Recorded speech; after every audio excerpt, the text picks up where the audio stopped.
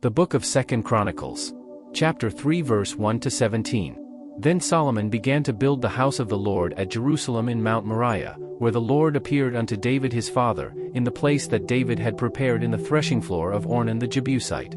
And he began to build in the 2nd day of the 2nd month, in the 4th year of his reign. Now these are the things wherein Solomon was instructed for the building of the house of God. The length by cubits after the first measure was 60 cubits, and the breadth 20 cubits.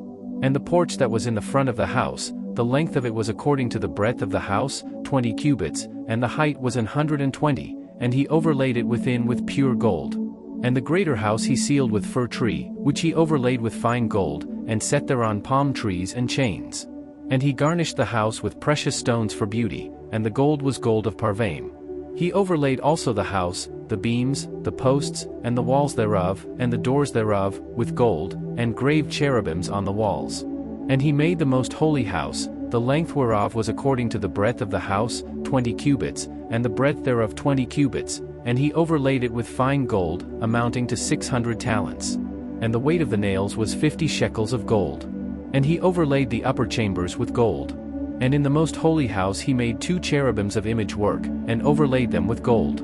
And the wings of the cherubims were 20 cubits long, one wing of the one cherub was 5 cubits, reaching to the wall of the house, and the other wing was likewise 5 cubits, reaching to the wing of the other cherub.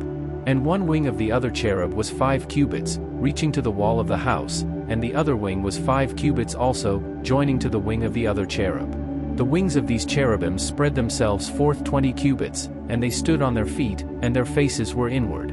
And he made the veil of blue, and purple, and crimson, and fine linen, and wrought cherubims thereon. Also he made before the house 2 pillars of 30 and 5 cubits high, and the chapiter that was on the top of each of them was 5 cubits.